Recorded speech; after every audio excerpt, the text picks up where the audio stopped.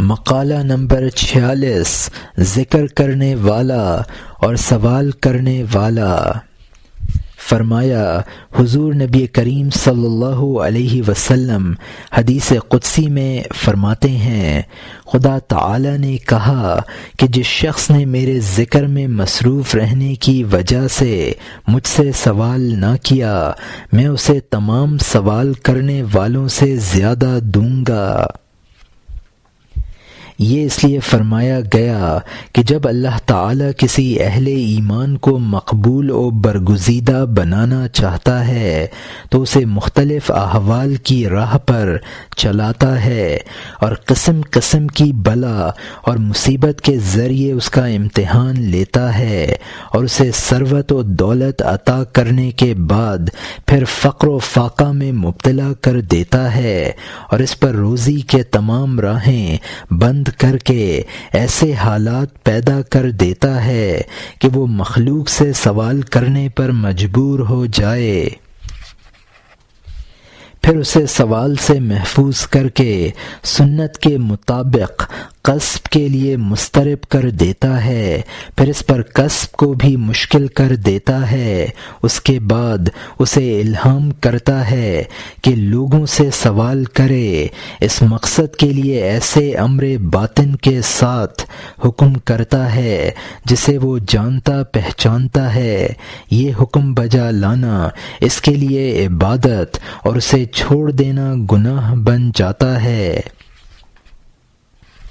اور یہ سب کچھ اس لیے کیا جاتا ہے کہ اس کا نفس شکستہ ہو جائے۔ یہ ریاضت کی ایک حالت ہے، اس حال میں اس کا سوال کرنا امر اور جبر کی وجہ سے ہوتا ہے، خدا کے ساتھ شرک کے طور پر نہیں۔ پھر اس کو سوال سے بھی محفوظ کر لیا جاتا ہے اور قرض مانگنے کا حکم دیا جاتا ہے، اور یہ حکم بھی پہلے کی طرح قطعی اور حتمی ہوتا ہے، جس کو چھوڑنا ناممکن ہوتا ہے۔ پھر اس کو اس سے بھی ہٹا دیا جاتا ہے اور مخلوق سے ہٹا کر صرف اللہ ہی سے سوال کرنے کی طرف پھیر دیا جاتا ہے، اور وہ اپنی تمام ضرورتیں خدا ہی سے مانگنے لگتا ہے جو اسے عطا کر دی جاتی ہیں۔ لیکن اگر وہ سوال کرنے سے اعراض و اجتناب کرے اور چپ رہے تو اسے نہیں دیا جاتا۔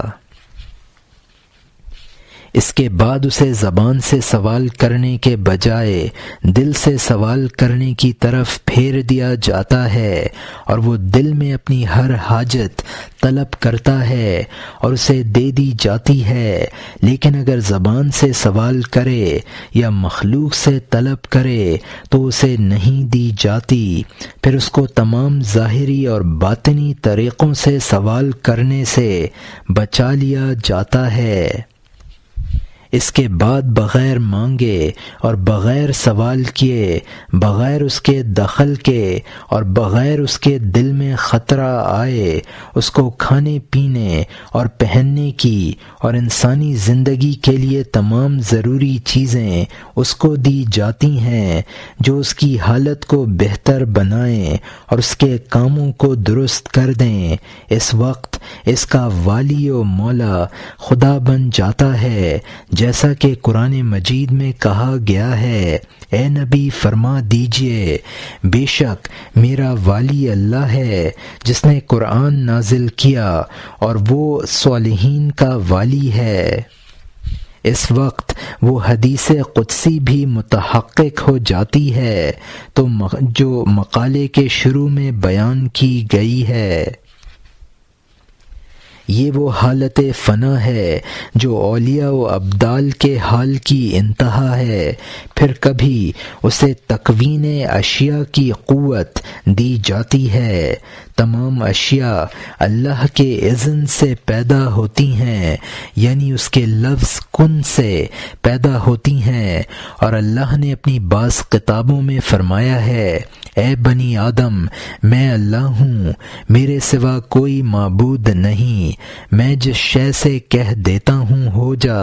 وہ ہو جاتی ہے، میری فرما برداری کر کے اور مجھ میں فنا ہو کر تم بھی جس چیز کو کہو گے ہو جا وہ ہو جائے گی۔